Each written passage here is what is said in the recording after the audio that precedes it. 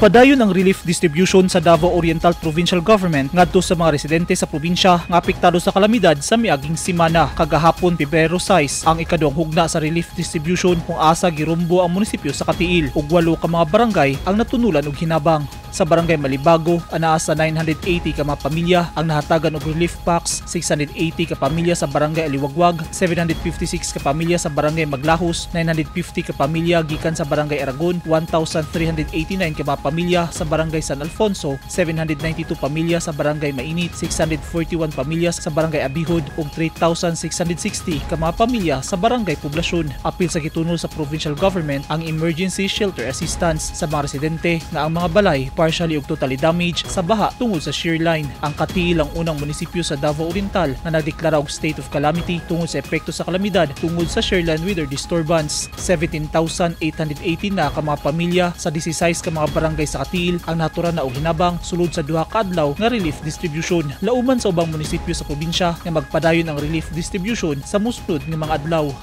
Eugene Hinutan, Newsline Philippines. Stay safe.